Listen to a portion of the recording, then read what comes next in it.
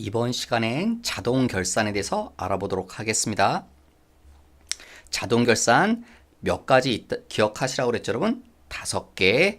첫 번째 뭡니까? 기말, 재고, 자동 결산. 그 다음 두 번째요. 대손, 충당금. 세 번째, 퇴직급여, 충당부채. 네 번째, 감가, 상각. 다섯 번째, 법인세. 요 5가지가 자동 결산이다. 꼭 기억하셔야 됩니다. 그 다음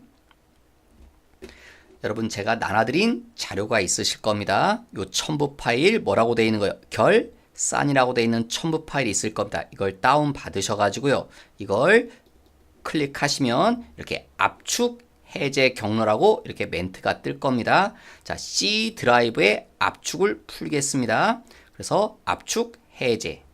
혹시 이런 창이 뜨면요. 모든 파일에 적용해 체크하시고 그냥 yes. 그러면 압축이 다 풀려서 설치될 겁니다. 그 다음에요. 여러분 여기 맨 상단에 어디로 들어오셔야 돼요? 회사 등록으로 들어가셔서 상단에 무슨 버튼을 눌러주세요? 회사 코드 재생성. 요거 보이시죠? 회사 코드 재생성을 누르시면 창이 뜰 겁니다. 재생성 하겠냐고. yes. 그러면 재생성이 완료되었습니다. 그러면 여러분 이 외쪽 회사명에 5807 제주도라는 회사하고 5808 독도라는 두 개의 회사가 생겨났을 겁니다.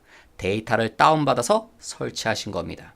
연습하기 위해서 필요합니다. 그 다음 닫으시고 자 오른쪽에 여기 오른쪽에 보시면 회사라고 되어 있는 곳 있죠? 요 회사를 클릭하셔서 자 우리 회사를 바꿔주겠습니다. 어떤 회사로요? 5807 제주도라는 회사로 변경하시고 그래서 여기 상단에 5807 제주도라고 바뀌었나 꼭 확인해 주시고 그래서 제가 나눠드린 자료에 여기 회사 코드 5807로 한다고 그랬죠?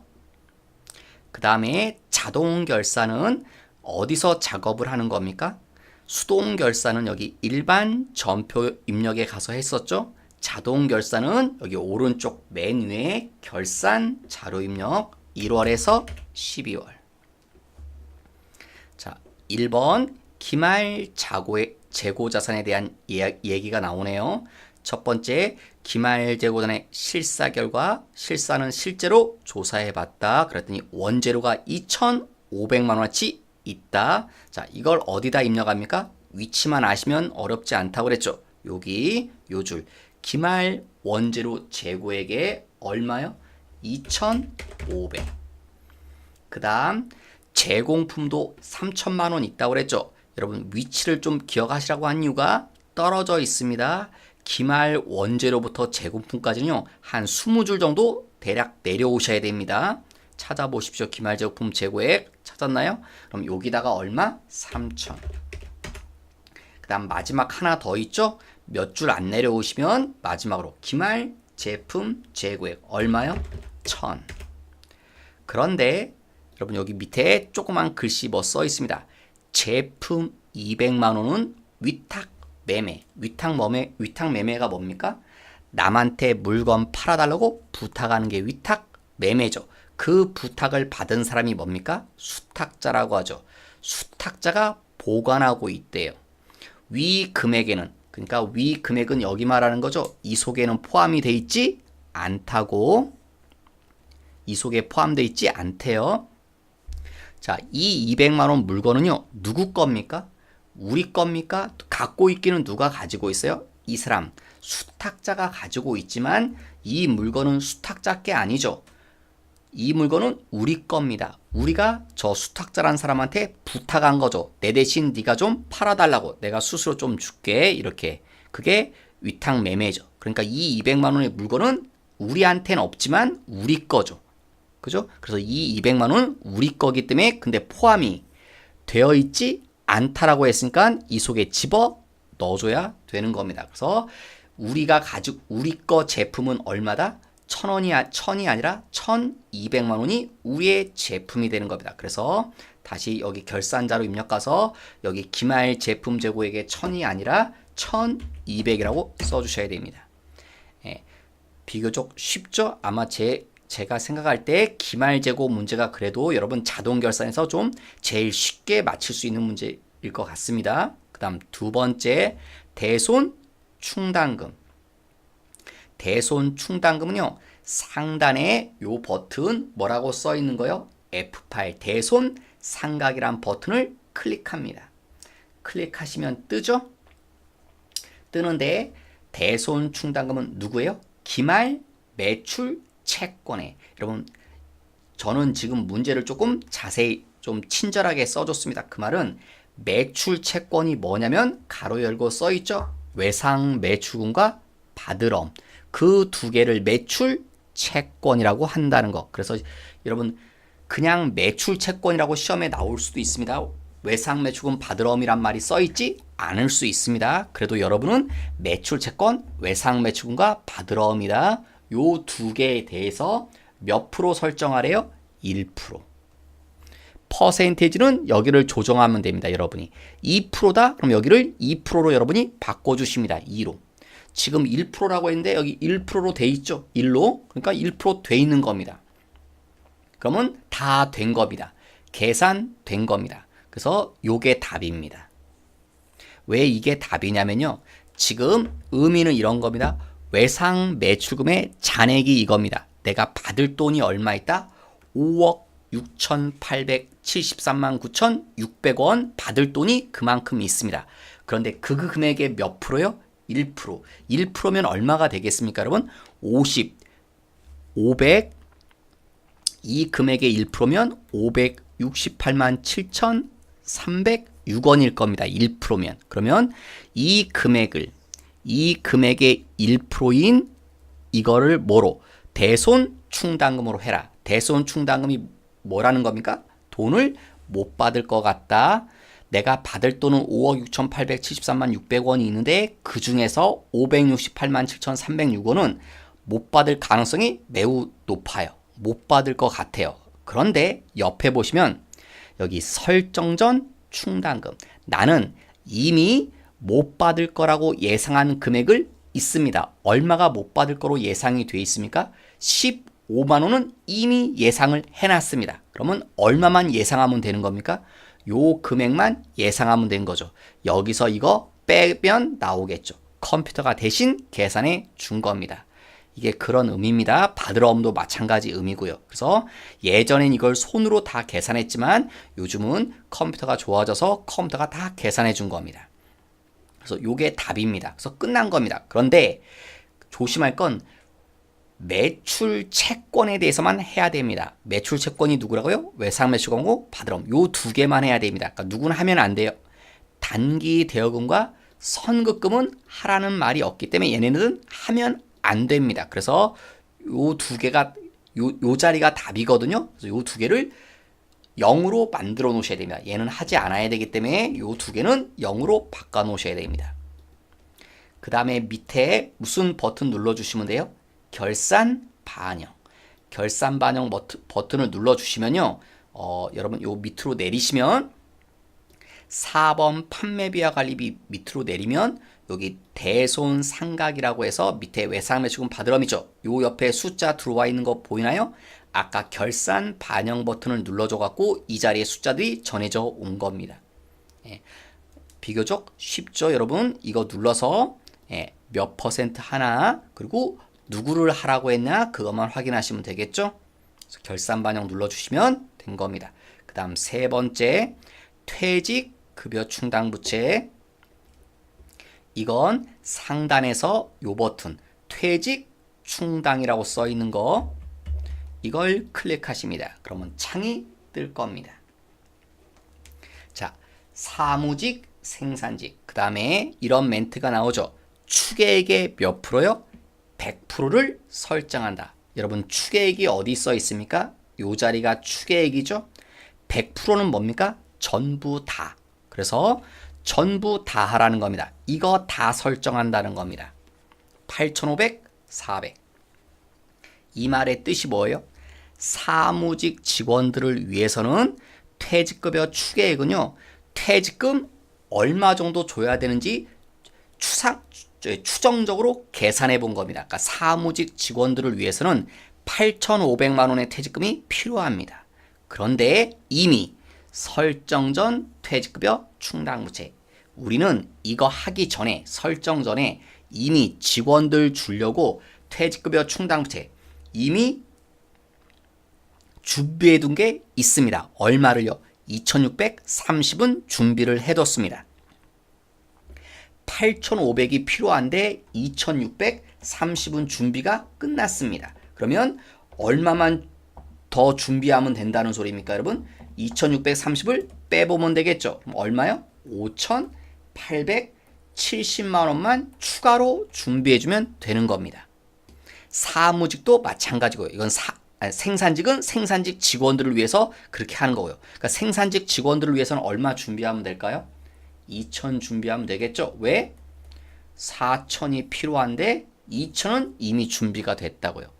그래서 다시 돌아가시면 여기 요 자리에 그대로 쓰시면 되죠. 여기 똑같이 글씨 있죠? 뭐라고? 퇴직급여 추계. 사무직 얼마요? 8,500. 생산직은요?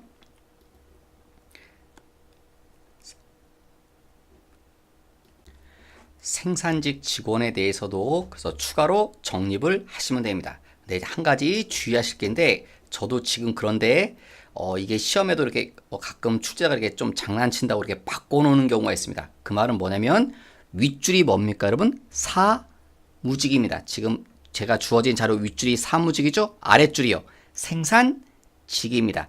사무직은 제조하고 관련 없으니까 판관비 800번대겠죠? 생산직은 제조랑 관련됐으니까 500번대. 그러니까 지금 주어진 자료랑 위아래가 거꾸로 돼 있다는 소리입니다. 여러분 지금 여기 보시면 이거 퇴직 충당을 누르시면 위쪽이 500번대죠. 요게 생산직이고요. 아래쪽 806번이 사무직입니다. 그래서 여기에 대해 얼마 집어넣으면 됩니까, 여러분? 생산직은 얼마요? 4,000. 그리고 여기 잔액이 얼마 돼 있습니까? 설정 전 잔액. 문제 자료하고 맞춰보십시오. 얼마요? 2,000. 맞나요? 생산직 2,000. 맞죠? 요 줄 그대로 이렇게 돼 있죠, 여러분? 그 다음 사무직은요. 추계액이 얼마다? 8,500. 그 다음 설정 전 잔액은 2,630. 그래서 추가로 5,870. 이렇게 설정하시면 됩니다. 이게 결론적으로 구하고 싶었던 답입니다. 요 숫자가 답 숫자라고 얘기할 수 있습니다. 근데 요 자리는 입력할 수 없고요. 우린 이 자리를 입력해서 결과를 이렇게 도출해내는 겁니다. 컴퓨터가. 근데 이제 조심하라고 하는 게 말씀드렸듯이 이거 시험에 나올 때 왜 틀리신 분이 있냐면 요 자리에다 얼마 쓰는 분이 있었겠습니까, 여러분? 그냥 박스 나와 있는 대로 그냥 이거 순서대로 8,500 밑에는요 4,000 이렇게 쓰셔서 틀리신 분이 있습니다. 그러면 답이 엉뚱하게 나오죠 지금. 그리고 여러분 꼭 이렇게 입력하실 때는요 여기 4,000인데 여기 8,500 이렇게 입력이는데 여기 설정 전 잔액 금액 각각 얼마로 되어 있나요? 2,000과 2,600으로 되어 있죠. 여기 설정 전 잔액 금액 요 금액도 문제 자료랑 반드시 일치하나 보셔야 됩니다. 지금은 문제 주어진 자료하고 여기 잔액도 똑같이 일치되죠. 그래서 우린 여기를 입력했죠. 그래야 됩니다, 여러분. 여기가 틀릴 수도 있습니다, 여러분. 다음에서 한번 볼 텐데 반드시 요 자리도 확인하셔야 됩니다.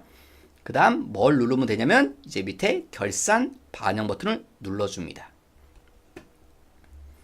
그 다음 4번 감가상각. 감가상각이요. 자, 문제 자료 보시면 여기 고정자산 등록하라고 뭐 하라고 나오죠. 자, 여기 가셔서 제가 아마 말씀을 드린 것 같은데 저번에 결산 기초 할 때 여기 고정자산 등록이란 곳이 이렇게 연결돼 있다. 어디랑요? 결산 자료 입력 화면하고. 이 결산 자료 입력 화면 여기서 상단에 뭘 눌러요? F7 감가상각. 여기서 감가상각비를 하는 겁니다. 그런데 이 안에 눌렀더니 창이 뜨긴 뜨는데 우리가 마우스로 선택이 안 되죠. 입력할 수 없다는 소리입니다. 그러니까 이게 근데 안에 백지죠? 왜 백지냐? 여기에 입력된 데이터가 없어서 그렇습니다. 어디에?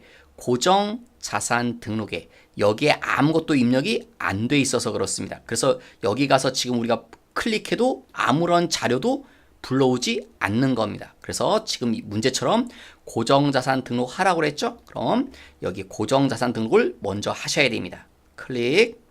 자, 주어진 자료들이에요. 자, 처음에 커서가 어디에 있습니까? 계정 과목 자리에 있죠? 자, 옆에 눌러서 첫 번째 주어진 자료 계정 과목이 뭡니까? 기계 장치. 그 다음에 여기다 코드 번호 입력하라고 했죠. 근데 문제에 주어진 자료에 코드 번호 얘기는 없죠. 그러면 그냥 우리 코드 번호 인위적으로 부여하면 됩니다. 자, 순서적으로 할 거니까 그냥 1번 하면 되겠죠. 첫 번째, 자, 명칭은 뭐랍니까? 선반. 취득 연월일 나와 있죠. 2015년 7월 20일. 그 다음에 취득가 요 옆에 1번 얼마요? 2,500. 두 번째 상각누계액 1,120. 그 다음에요. 여기 내용 연수 몇 년이요? 5년. 그 다음에 맨 끝에 보세요. 요 자리 용도 뭐래요? 생산부. 그래서 몇백 번대? 500번대 제조. 그 다음에 여기도 알려줬네요. 업종 코드 자리 보이나요? 몇 번? 13번. 13 이렇게 치시면 됩니다. 그러면 컴퓨터가요. 이걸 계산해 준 겁니다. 여기 감가상각비를 622만 3,800원이죠. 감가상각비를 컴퓨터가 친절하게 계산해 줍니다. 자, 여러분 입력해 보시니까 어려운가요? 쉬운가요? 어렵지 않을 겁니다. 어렵지 않은데요. 나중에 시간 지나면 이게 또 막 헤매시는 분들이 있더라고요. 왜 그러냐? 입력하는 자체는 어렵지 않은데요. 이유는 오른쪽 화면에 보시면 칸들이 많습니다. 오른쪽에 막 많이 써 있죠. 그래가지고 이걸 한참 찾습니다. 어디다 써야 되는지. 그래서 제가 좀 지정해 드리면 이 자리는 필수 자리입니다. 어디? 1번, 2번, 그 다음에 여러분 시험에 여기는 안 나옵니다. 여러분 여기는 절대로 안 나옵니다. 그 다음엔 여기 꼭 하셔야 됩니다. 11번 그리고 14번 요 4개는 필수입니다. 1번, 2번, 11번, 14번은 필수 자리입니다. 1번, 2번, 11번, 14번은 꼭 입력하셔야 되고요. 지금처럼 20번 자리는요. 시험에서 알려줄 수도 있고 안 알려줄 수도 있습니다. 안 알려주면 입력 안 하시면 되고요. 업종을 알려주면 20번 줄에 입력하시면 됩니다. 20번 줄은 크게 중요하진 않은데요. 여러분한테는 1번, 2번, 11번, 14번 요 4자리 필수로 꼭 입력하셔야 된다는 거 기억해 두십시오, 여러분. 그래서 여기 기계장치는 입력이 끝났습니다. 첫째 줄은. 그러면 나머지 2개도 입력을 해보겠습니다. 자, 여기 비품이 있죠? 비품도 입력하는데 여기다 밑에다 입력하시면 안 됩니다. 왜냐면 비품 계정 과목에 입력하셔야 되잖아요. 복사기는. 근데 여기는 계정 과목이 뭡니까? 기계장치니까 여기 밑에다 입력하시면 안 됩니다. 이건 기계들만 여기다 입력하시는 거고요. 자, 여기를 바꿔서 뭐로 바꿉니까? 비품으로. 다시 1번 비품의 첫 번째 복사기 입력하실 수 있겠죠, 여러분? 19년 6월 5일. 취득가액 1,000만원. 네. 여러분 2번은 제가 몇 번이 필수 자리 됐어요? 1번, 2번, 11번, 14번. 1번은 됐고 2번은 나와 있지 않죠. 네. 상각누계 없습니다. 당연히 없습니다. 왜 없어야 됩니까? 이건 산 날짜 보십시오. 올해 샀죠. 19년도에 샀기 때문에 전기말 상각누계는 있을 수가 없죠. 올해 샀으면 작년에는 감가상각을 할 수가 없잖아요. 그러니까 2번은 당연히 없는 게 맞는 거죠. 그 다음 11번 5년, 그 다음에 얘요. 맨 끝에 용도, 관리부, 제조와 관련이 없다는 거죠. 그래서 6번, 800번대. 그 다음 업종 13번. 자, 그러면 감가상각비 여기 계산이 되는데 틀렸습니다. 왜 틀렸습니까? 이거 지금 안 했죠. 여러분 얘는 감가상각 방법이 뭐랍니까? 정액법이죠. 정률법이 아니라 정액법이래요. 정액법 여기 감가상각 방법 있죠. 여러분 여기다 커서를 갖다 대시면 여기 밑에 보십시오. 정률법으로 할지 정액법으로 할지 무슨 방법으로 하라고 그랬어요? 정액법. 그러면 몇 번을 선택하셔야 됩니까? 2번. 예. 그러니까 여기가 달라졌죠. 그러니까 감가상각 방법 위치도 꼭 확인해 보십시오. 그 다음에 얘도 엄밀히 말하면 조금 틀렸다고 할 수는 있지만 상관은 없습니다, 여러분.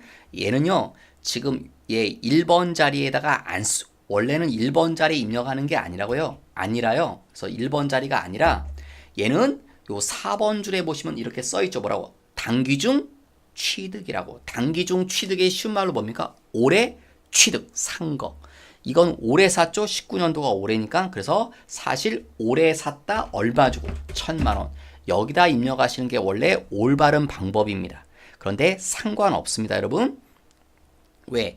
지금 이걸 왜 입력하냐면 여기 감가상각비를 구하려고 입력하는 건데 여기다 1,000만 원 입력하셔도요. 요 1번 줄에 1,000만 원 입력 안 하고 4번 줄에 1,000만 원 입력해도 여기 금액이 서로 어떻습니까, 여러분? 똑같죠. 그래서 원래는 이렇게 4번 줄에 입력해야 되는데 4번 줄에 입력 안 하고 그냥 1번 줄에 입력하셔도 똑같이 나오죠. 그래서 1번 줄에 입력하든 4번 줄에 입력하든 차이가 없습니다. 그래서 시험도요. 아까처럼 원래는 이 경우가 4번에다 입력하는 게 맞지만 1번처럼 1번 자리에 1,000만 원 대신 입력하셔도 정답으로 인정해 줍니다.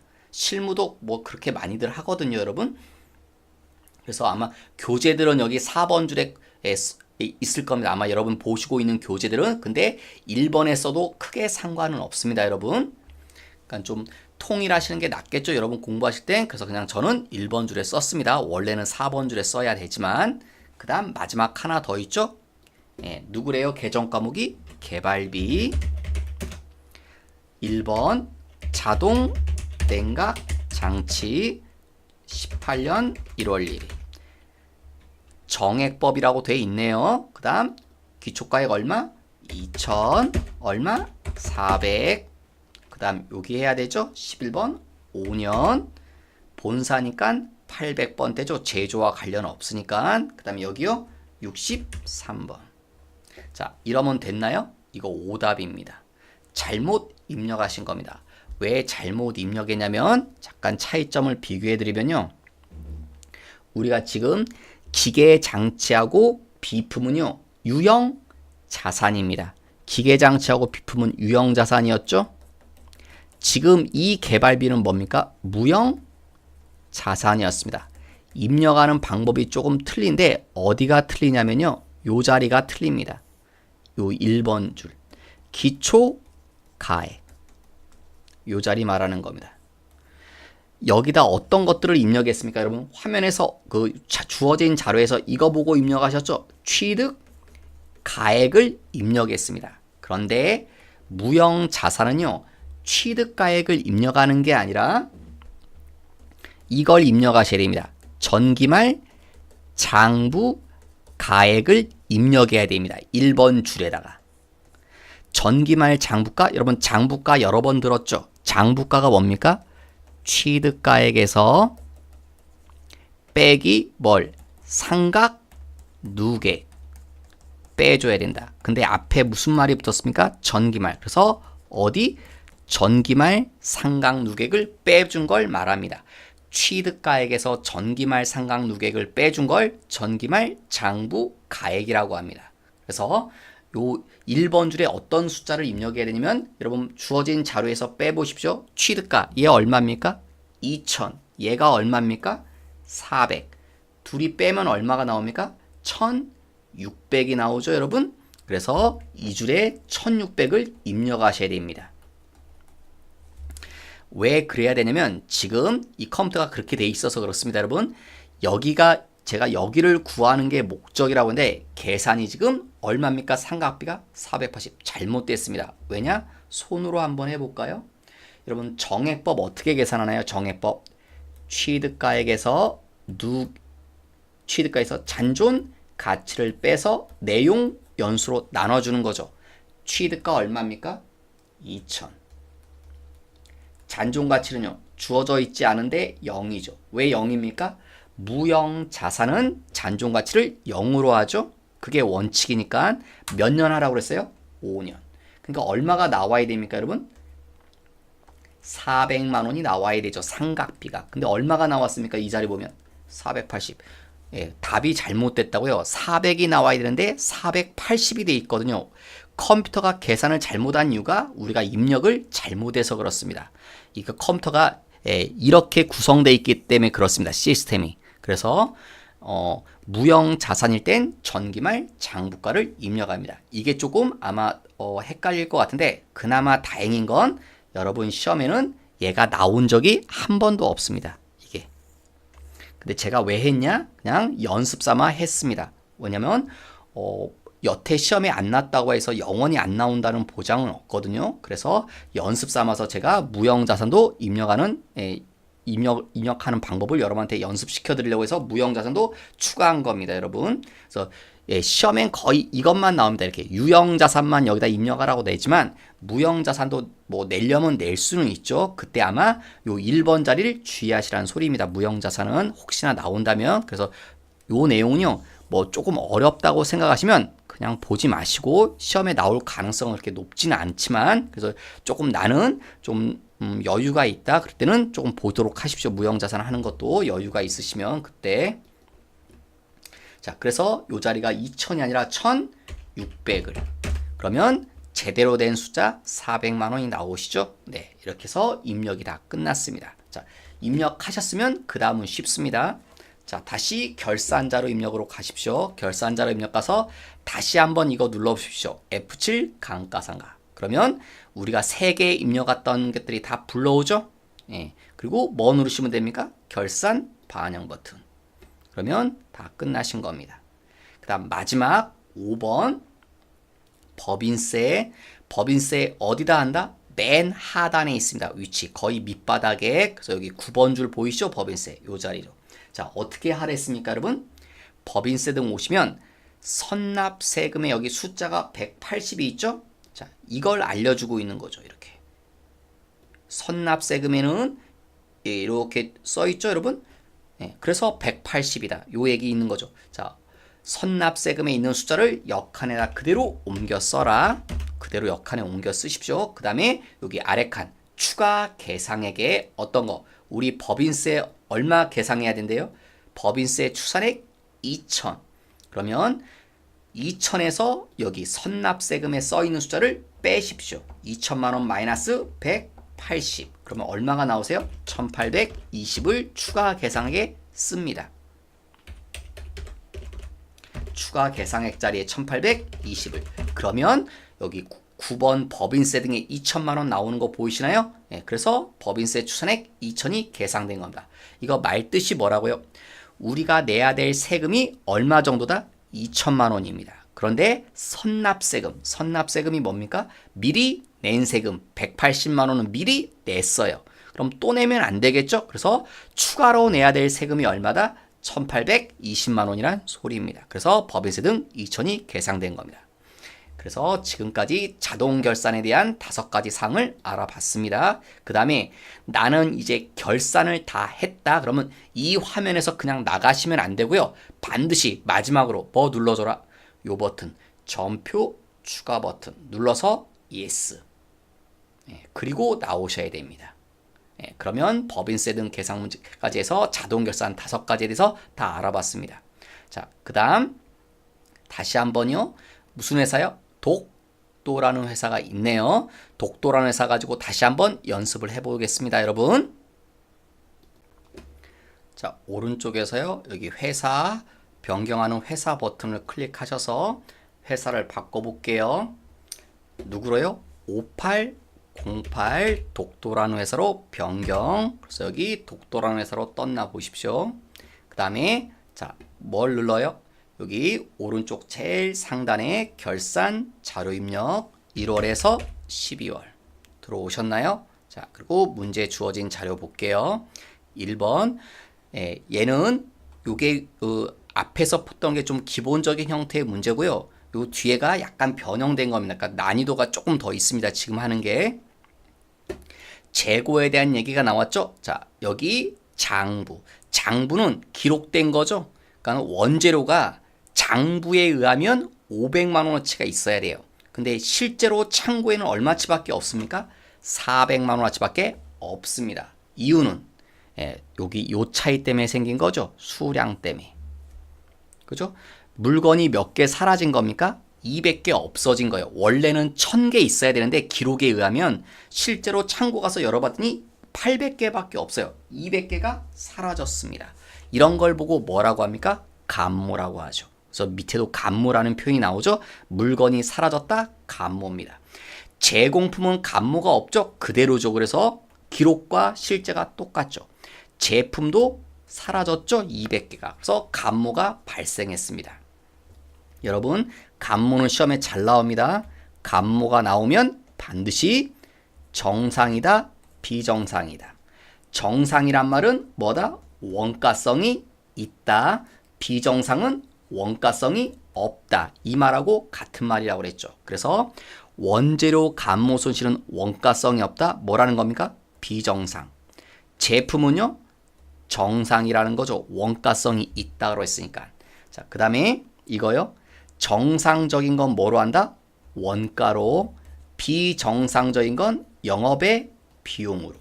이론 시험은 이게 다고, 실기는요.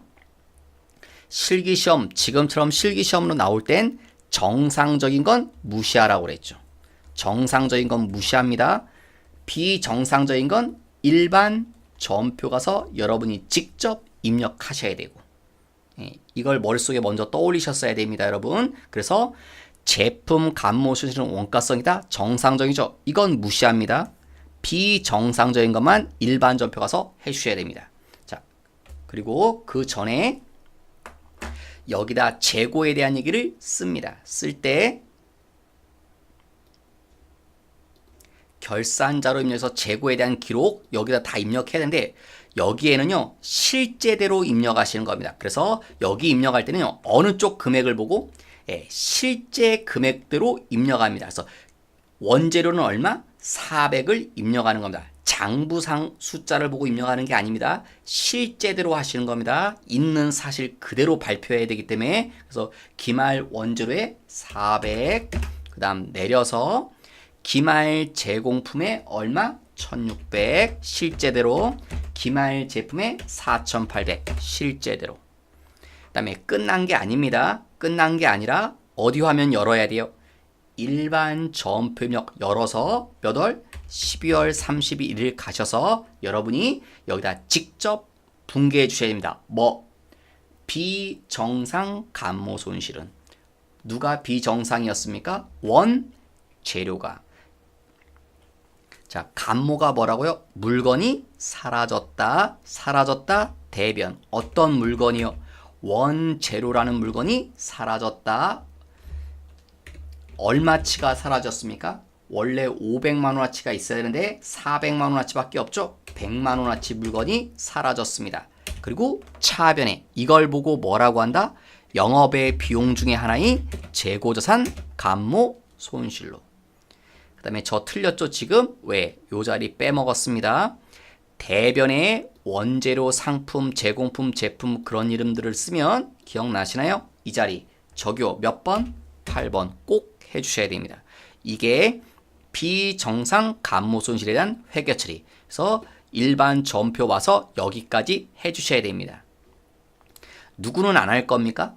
제품은 안 할 겁니다. 왜 제품은 안 한다고요? 원가성이 있으면 정상이라고 그랬죠. 그러면 무시하라고 그랬죠. 왜? 무시하란 말은 안 한다는 게 아니라요. 우리가 손으로 직접 해줄 필요 없고요. 컴퓨터가 우리 대신에 해줍니다. 알아서 해주기 때문에 원가 회계처를 알아서 해주기 때문에 우리는 할 필요가 없습니다. 수작업으로. 그래서 비정상만 일반 점표 가서 별도로 해주셔야 됩니다. 그래서 아마 기말 재고에 대해서 난이도를 높이면 아마 요 정도 수준으로 나올 겁니다. 그래서 이거는 비정상 감모까지는 꼭 알고 계셔야 됩니다. 시험에 충분히 나올 수 있습니다. 나오기도 했고 앞으로도 계속 나올 가능성이 있습니다. 여러분 2번은 조금 더 어려운데요. 대손 충당금. 자, 대손 충당금 결산 자료 입력이니까 이 화면 오셔야겠죠? 뭐 눌렀나요? 요거 눌러야 된다. 대손 상각. 됐나요? 자, 그 다음에 문제 읽어보시면 외상 매출금 받을 그거의 몇 프로요? 1%. 1%래요? 1%로 돼 있죠? 예. 그런데 끝난 게 아니죠. 뒤에 또 나오네요. 누구?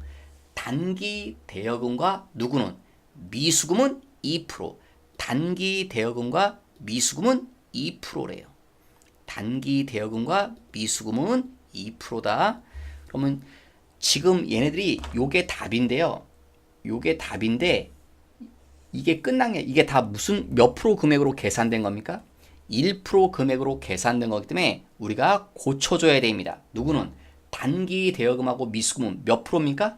2%잖아요. 그러니까 2% 금액으로 고쳐야 됩니다. 그래서 지금 맞는 답은 뭡니까? 요 두 개는 1%로 하라고 그랬죠. 그러니까 요 두 개는 맞는 겁니다. 지금 요 두 개는 맞는 겁니다. 요 두 줄은 1%로 했으니까. 그래서 메모를 해두십시오. 왜냐면 이거 기억하기 힘들기 때문에 메모를 해두세요. 여러분이 얼마 메모합니까? 외상 매출금은 753만 3,300원. 받을 어문요 마이너스 68만 8천 마이너스 68만 8천원. 이렇게 두 개를 메모해 두십시오, 여러분.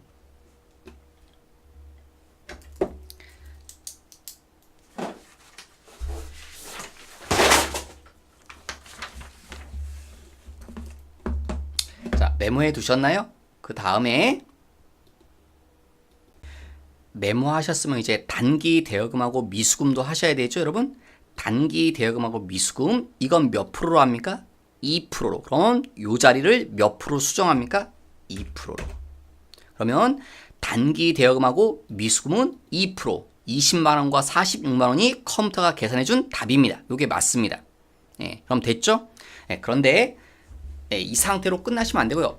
누구는 하지 말라고 했습니까, 여러분? 선급금은 어떤 말이 없죠? 그럼 얘는 하라는 소리가 없으니까 지웁니다. 답을 지우세요, 이거. 스페이스바 누르시면 다 사라지죠, 숫자가. 그러면 근데 얘네 둘도 답이 틀렸죠. 얘네 둘은 지금 이게 2%에 대한 금액 아닙니까? 요 두 개는. 근데 몇 프로에 대한 금액으로 하라고 그랬죠? 1%. 그래서 제가 아까 메모를 해두란 겁니다. 그래서 요 숫자를 고칩니다. 뭐 원래 이 자리는 얼마가 답이 돼야 됩니까? 753만 3,300원. 요 자리는요, 마이너스 68만 8,800원. 68만 8천원. 그죠? 아까 메모했던 숫자 요 자리에 씁니다. 1%로 계산된 답이 답이니까 이렇게. 그러면 다 했습니다. 다 했죠? 이렇게 하면 됩니다. 그런데 한 가지 더 어려운 문제가 있습니다. 왜? 여기 보시면 요 두 개는 숫자가 뭐로 나오는가? 수죠. 음수가 왜 생겼냐? 이건 환입이라는 소리입니다. 예를 들면 음수라는 건 이거요. 잠깐 받을 얼마 있습니까? 1억 2,155만 원이죠. 이거의 1%면 얼마입니까? 121만 5,500원. 이렇게 설정해야 됩니다. 그런데 이미 있습니다. 충당금이 얼마가 존재합니까? 이미 190만 3,500원이 존재합니다. 우리는 이 금액만 충당금을 설정하면 되는데 충당금이 190만 원이나 이미 있다고요. 그러니까 너무 많이 있죠. 얼마를 오버했습니까?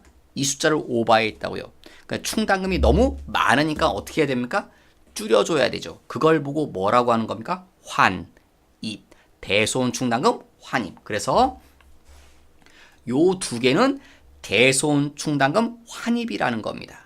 그래서 이렇게 여러분 시험이 쉬우면요. 여기가 플러스 숫자로 나오면 손댈 거 없습니다. 그냥 하시면 되는데 여기가 다 플러스로 나오시면 그냥 결산 반영 버튼 누르시면 되면 되는데 여기가 마이너스로 나오면 환입입니다. 그럴 땐 자동으로 할 수 없고 수동으로 하셔야 됩니다.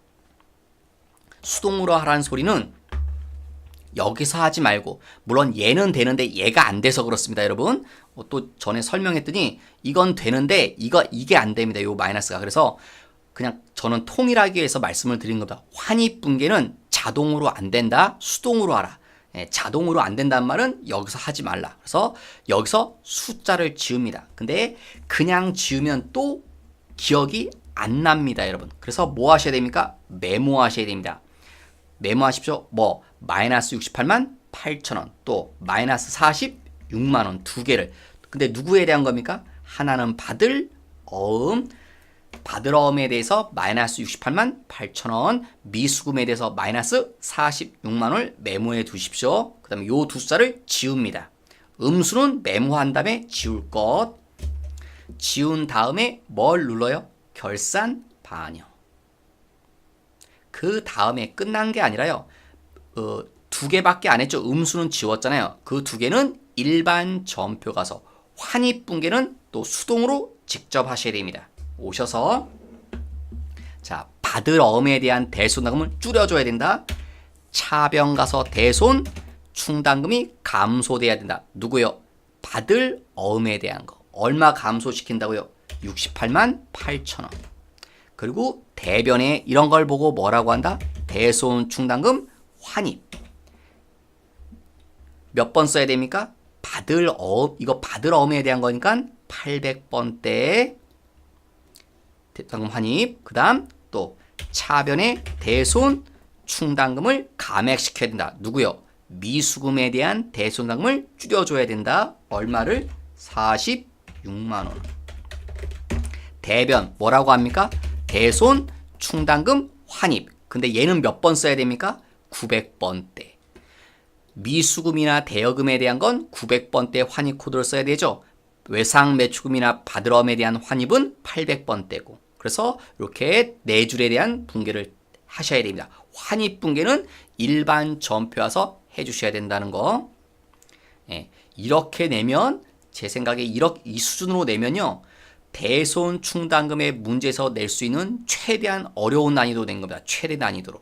예, 그나마 다행인 건 시험은 이렇게 잘 내지 않습니다. 지금처럼 거의 위에서 위에서 했던 요 정도 수준으로 보통 냅니다.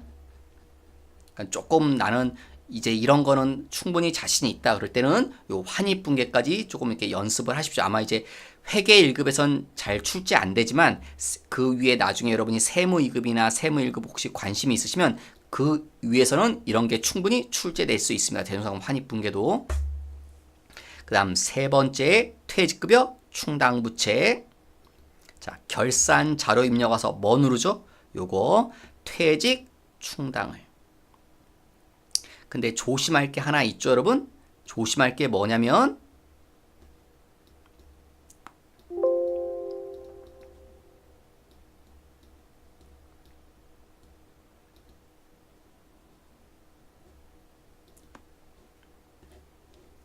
자,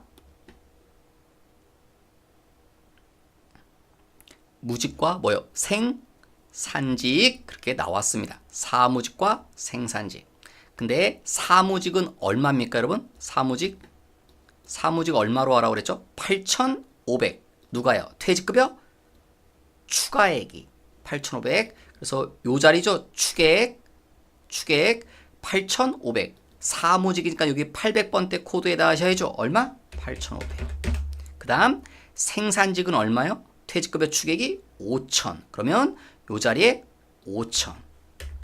이렇게 했었죠. 위에서는. 자, 그러면 이게 맞냐는 거예요. 아니요, 이거 틀렸습니다. 왜 틀렸냐? 지금은 제가 이렇게 할 때 여기 잔액도 확인해 보시라고 그랬잖아요. 지금은 잔액이 맞나요, 안 맞나요? 여기 설정 전 퇴직급여 충당부채라고 써있죠. 이게 잔액이거든요. 예, 사무직 잔액은 얼마입니까? 4,000. 그러니까 요 자리가 4,000이 돼야 되는데 4,000이 아닙니다.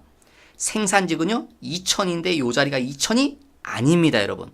그래서 지금 요 자리가 답인데 요 맨 끝이 답인데 답이 엉뚱하게 나온 겁니다. 원래는 원래는 이게 말이 안 되는 겁니다. 이거 데이터가 지금 잘못되어 있는 건데 과거 기출시험 문제 보시면 이런 시험 문제도 출제된 적이 있어서 그렇습니다, 여러분. 그래서 이게 데이터가 안 맞을 경우가 있습니다. 그럴 때는 여러분이 인위적으로 맞춰주셔야 됩니다. 인위적으로. 그래서 이거의 의미가 뭐냐면 다시 한번 생각해 보시면 이거 이런 의미라고 그랬죠, 여러분? 퇴직급여 추계액이 뭐다? 사무직 직원들이 퇴사하면 퇴직금으로 얼마를 줘야 된다? 8,500이 필요하다고요. 그래서 우리는 8,500을 준비해야 되는데 이미 설정 전 이미 퇴직급여 충당부채 이미 준비해둔 금액이 있어요. 얼마가? 4,000이. 그래서 우리는 추가적으로 얼마만 준비하면 돼요? 4,500. 이게 답인 겁니다. 이게 사무직에 대해서는 4,500이 추가로 설정되면 되고요. 생산직은 5,000이 필요한데 2,000은 이미 있기 때문에 3,000만 추가로 준비하시면 됩니다. 그래서 이걸 생각하시고요. 그래서 다시 가시면 요 사무직은요.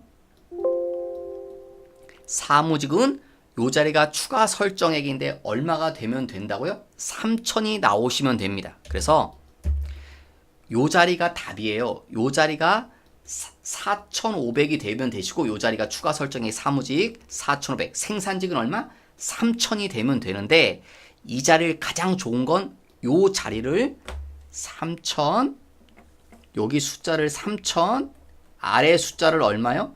4,500 이렇게 만들어내면 돼요. 이게 답이기 때문에. 그런데 문제는 이 자리가 지금 마우스로 선택이 안 되죠. 그래서 이 자리를 숫자를 고칠 수가 없습니다. 여러분 이 화면에서 숫자를 입력할 수 있는 자리는 요 두 자리입니다. 요 앞에. 그래서 여러분은 요 두 자리를 이용해서 요 뒤에가 3,000하고 4,500이 나오게끔 만드시면 됩니다. 요 자리가 그럼 이 위에가 여기가 3,000이 나오려면요. 여기가 3,000이 되려면 이 자리 얼마 입력하시면 될 것 같으세요, 여러분? 자, 여기가 왜 마이너스 3,500이었습니까, 여러분? 얘 때문에 그런 거거든요. 그래서 요 숫자를 감안해서 요 자리를 3,000 만들면 여기가 얼마 되면 될까요, 여러분? 여기가 6,500을 집어넣으면 그죠? 3,500이 잔액이기 때문에 추가된 금액이 3,000만 원만 수정될 겁니다. 그래서 여러분 요 숫자가 답인데 요 잔액을 활용해서 요 추계액자를 메꾸시면서 답이 나오도록 만드시면 됩니다. 그래서 다시 가시면 여기 얼마라고요? 6,500. 그러면 요 자리 생산직에 대해서 추가 설정액 3,000원, 3,000이 나오나요? 다음 요 자리는 그럼 얼마 입력하시면 됩니까? 요 자리가 얼마 나오게끔 만들라고요? 4,500이. 그럼 요 자리 얼마 되면 됩니까? 역시 6,500. 그럼 4,500 나오죠? 사무직에 대해서도. 예, 이게 답입니다. 그러니까 원래는 이게 지금 좀 잘못된 방향인데 가끔 출제자들이 지금 데이터가 안 맞아서 그런 건데 이렇게 낼 수도 있다는 거예요. 그래서 이렇게 나올 수도 있으니까 그래서 항상 입력하실 때 무작정 여기다 냅다 입력하지 마시고 요 잔액을 확인해 보시고 요 잔액 칸이 틀리면 여러분이 이 자리를 조정해서 이 자리에 나올 답을 여러분이 만들어 내시면 됩니다, 여러분. 그 다음에 결산 반영 버튼 누르시면 되고. 여러분 요 자리는 제가 일부러 써놨습니다. 여기 추가 설정액은 여러분 아마 이런 시험 문제가 나오면요 요거 안 써줍니다, 여러분. 이 자리 안 써줍니다. 근데 이 자리 추가 설정액은 얼마 나온 거예요? 둘이 뭐 하시면 나옵니까? 예, 빼면 추가 설정액이 나오는 숫자들입니다, 여러분. 그러니까 이게 만약에 시험에 갔을 때 시험 자료가 이게 없으면 여러분이 이렇게 빼내서 요 추가 자리가 얼마 나오는지 쉽게 알아낼 수 있죠. 뺄셈만 하시면 되니까. 그 다음 4번 감가상각. 자, 감가상각 자동이었죠? 여기서 뭐 눌러줘야 됩니까? 요거 감가상각 버튼. 눌렀는데 아무 데이터도 안 나오죠. 이거 해봤죠? 왜 안 나온다? 데이터가 이 자리가 없어서. 어디요? 결산 여기 고정자산 등록에 입력이 안 돼 있기 때문에 이거 눌렀을 때도 데이터가 안 나온다. 그래서 어떻게 했습니까? 우리 앞에서 여기다 입력을 했었죠. 고정자산 등록에. 그런데 지금은 고정자산 등록에 입력할 수가 없습니다. 왜 입력할 수가 없습니까, 여러분? 입력하란 말도 없고 입력 왜 못하는 이유가 뭐냐면 입력하려고 보면요. 여기 잠깐 열면 입력할 때요. 뭘요? 입력할 때 필수 자리들이 있었죠. 몇 번? 1번, 2번, 11번, 14번 이런 자리가 필수 자리잖아요. 그죠? 얼마에 취득했다? 1번. 상각 누계액은 얼마다? 근데 얘네들은 그런 걸 알려주고 있지 않죠. 그러니까 입력할 방법이 없습니다. 그래서 이런 경우는 여러분 어떻게 하라는 소리냐면 여기다 입력해서 하라는 게 아니고요. 이런 경우에는 이걸 눌렀을 때 할 수가 없기 때문에 자 여기서 직접 위치를 찾아야 됩니다. 위치가 어디냐면 자 여기 빨간색 제품 매출원가란 매출원가란 글씨 밑에 내려오시면 이렇게 감가 일반 감가상각비라고 해서 이렇게 밑에 건물 기계 차량 비품이 있습니다. 보이시나요? 그래서 여기 건물에 얼마? 3,000. 기계 얼마요? 2,000. 차 얼마요? 1,300. 800은요, 여기다 입력 안 합니다. 왜 입력 안 하냐면, 문제에 주어진 자료 보시면, 요 세 개는 다 뭡니까? 제조죠? 요 세 개는 제조. 500번대. 그래서 지금 저희가 입력한 곳이 500번대들만 입력하는 겁니다. 여기는 500번대만. 하나 더 있다고 그랬죠? 그래서 판관비는 800번대죠. 제조와 관련 없는 차. 걔는 여기다 입력 안 하고요. 더 내리셔야 됩니다. 내려서 어디요? 4번 판매비와 관리비 밑에 보시면 또 있습니다. 감가상각비에서 입력하는 곳들이. 여기 보이시죠? 여기 판관비 밑에 여기가 800번대들. 제조와 관련 없는 감가상각비들은 여기다 입력합니다. 그래서 요 줄 판관비 요 줄에 입력하셔야 됩니다. 차량 운반부 얼마요? 800. 이렇게도 시험에 출제될 수 있습니다. 이건 충분히 출제되고요. 과거에도 출제됐고 이런 스타일은 그러니까 이 방법도 있다는 거 꼭 알아두셔야 됩니다. 그 다음 마지막 하나 더 있죠 여러분. 요거 동그라미 2번 무형 자산에 대한 거. 특허권이 무형 자산이죠. 자, 얘도요. 보시면 이거 눌렀을 때 특허권 여기 보이지 않죠. 그래서 얘도 입력을 직접 하라는 겁니다. 위치가 어디냐? 얘는 4번 판매비와 관리비 밑에 위치 대략 기억하십시오. 밑에 여기 무형 자산 상각비라고 돼 있고 그 밑에 특허권 줄이 있죠. 여기다 직접 입력하시는 겁니다. 그 동그라미 1번처럼 직접. 그런데 얼마 입력할 거냐면 장부가가 얼마래요? 1,000만 원. 전기 초에 취득해서 즉시 사용하기 시작한 것으로 이를 사용하기 시작한 때로부터 몇 년간요? 5년간 정액법으로 한다. 그래서 얘를 이렇게 해서 틀리신 분이 많습니다. 뭐냐면 1,000만 원. 자, 무형 자산이죠? 무슨 방법으로 한다고요? 정액법. 몇 년이요? 5년. 그럼 나누기 얼마입니까? 5. 얼마 나옵니까? 200만 원. 그래서 200만 원이 답이다고 해서 그 자리에 200만 원 입력하셔서 많이들 틀렸습니다. 왜 200만 원 입력하시면 안 되냐면 지금 이 1,000만 원은요. 취득가가 1,000만 원이 아니에요. 장부가, 장부에 기록되어 있는 숫자가 지금 1,000만 원이라는 건데 취득가가 1,000만 원이 아니라 얘는 그래서 이렇게 계산하시는 게 좀 편하실 것 같습니다. 무형자산. 얘 언제 취득했대요? 작년 초에. 그러면 연도를 그냥 쓰십시오. 쉽게. 작년이면 언제입니까? 18년이죠. 18년 초에 취득했다. 19년. 올해가 19년이죠. 20년, 21년, 22년. 제가 왜 22년까지 쓴 겁니까? 5년 동안. 그러니까 18년에 사서 상각을 몇 번 하는 거예요? 5년 동안 5번. 그런데 장부가, 장부에 기록된 숫자, 지금이 2019년이죠. 그래서 지금 장부에 얼마로 기록되어 있는 겁니까? 지금 1,000만 원으로 기록되어 있는 겁니다. 그럼 이제 앞으로 몇 년간 상각하면 되는 겁니까? 앞으로는 4년 하면 되는 거죠. 5년이 아니라. 그러면 1,000만 원 나누기 5가 아니라 그래서 1,000만 원 나누기 얼마 하시라는 소리예요? 정액이니까 매년 똑같으니까 4 하시라는 소리입니다. 그럼 얼마입니까, 여러분? 250만 원씩입니다. 250만 원씩. 여기도 250. 그럼 유추할 수 있죠, 여러분. 처음에 얼마에 취득했다는 겁니까? 1250에 취득한 겁니다. 그래서 작년에 250만 원 상각에서 올해 1,000만 원으로 넘어왔다는 겁니다. 그래서 이게 1,000만 원 나누기 5에서 200으로 계산해서 틀리신 거고요. 그래서 이게 좀 그래서 이 무형자산 이런 문제가 나오면 이렇게 연도를 쭉 써갖고 이런 식으로 좀 하시면 나누기 4 해야 될지 5 해야 될지 좀 쉽게 더 판별하기 가능하실 것 같습니다, 여러분. 그래서 다시 돌아가시면 이 자리에 200을 쓰는 게 아니라 250을 써주셔야 됩니다.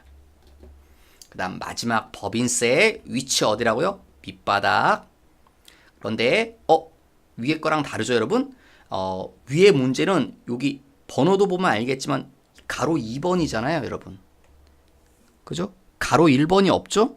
예, 여기 가로 1번이 있었죠. 예, 그 위에 문제 풀 때 뭐가 있었습니까? 선납 세금이 있었죠. 근데 지금은 선납 세금줄이 없죠. 왜 선납 세금줄이 없냐면요. 장부에다 선납 세금이라고 개정 과목을 쓰지 않았기 때문에 없는 거거든요. 왜 그러냐면 지금 이 문제 보시면요. 이 문제는 법인세 얼마 내야 돼요? 1,500을 내야 되는데 당사의 선납 세금은 우리가 미리 낸 세금이 있기는 있어요. 얼마? 300이. 근데 그 300만 원은 뭐로 계상했다? 법인세 등으로 계상했다. 법인세라고 장부에 기록했다고요. 그러니까 내가 선납세금 낼 때 이런 두 가지 사람이 있다고요. 두 명의 사람이. 첫 번째 1번은요. 회계 처리할 때 현금 300만 원 냈다. 뭐라고 한다? 선납 세금 300. 이렇게 쓰신 사람이 있습니다. 선납세금 낼 때. 그런데 이번에 어떤 사람은요. 회계 처리 이렇게 한다는 거예요. 현금 얼마? 300. 여기를 뭐라고 했다고요? 법인세라고 이렇게 쓰는 사람도 있다는 거예요. 300. 그러니까 이 2번처럼 한 사람은 선납세금이라는 개정 과목을 쓰지 않았죠. 그래서 우리 화면에 보이지 않는 겁니다. 예, 이유가 그렇습니다. 그러면 이럴 때는요. 법인세 얼마에 추산했어요? 얼마 내야 되는 거예요? 1,500 내야 되는데 이미 얼마 세금 냈죠? 300은 이미 낸 거잖아요. 300. 그러면 추가로 내야 될 금액은 얼마입니까? 1,200이죠. 그래서 요 자리에 추가 계상액에 추가로 낼 금액 1,200만 쓰시면 됩니다. 이렇게 시험에 낼 수도 있습니다. 법인세 등에선 보통은 그 위에 있는 문제처럼 내지만 이렇게도 선납세금이 안 보이게끔 이렇게도 출제될 수 있으니까 그때는 추가 계상액 자리에 그냥 쓰시면 됩니다. 추가로 할 금액만. 그리고 다 하셨으면 마찬가지로 맨 위에 뭘 눌러주셔야 돼요? 전표 추가 버튼 예스. 네, 그리고 나오시면 됩니다. 결산이 그러면 다 끝났습니다. 자, 결산 문제 여러분 다시 한번 되풀이해서 해보십시오, 여러분. 다시 한번 되풀이 연습하시려면요. 이렇게 하시면 됩니다, 여러분. 왜냐면 다시 연습하시려면 여러분 이미 자료들이 우리가 들어가서 무슨 작업한 내용들이 있잖아요. 그래서 이렇게 다시 연습하시려면 이 방법으로 하십시오. 얘를 다시 뭐 합니까, 여러분? 다시 해서 압축 해제, 예, 모든 파일에 적용, yes, 그죠? 이렇게 한 다음에 그다음 이걸로 끝내시면 안 되죠? 어떻게 해야 됩니까? 마지막 회사 등록 가서 뭘 눌러줘요? 회사 코드 재생성. 이러면 요 제주도와 독도가 우리가 지금 문제에다 답 달기 전에 원래 상태로 다시 포맷됩니다. 처음 상태로 갑니다. 답을 달기 전의 상태로. 그래서 이렇게 해놓고 다시 한번 여러분 이 제주도부터 독도라는 회사 다시 한번 연습을 해보십시오, 여러분. 자동 결산은 요 들어오셔서 위에 상단에 어디 있는지 위치 그리고 이 화면의 위치 그것만 조금 많이 유념하시면 수동 결산보다는 훨씬 쉽게 답을 맞히실 수 있으실 겁니다, 여러분. 네. 그러면 이상으로 결산에 대한 내용 마치도록 하겠습니다. 수고 많으셨습니다.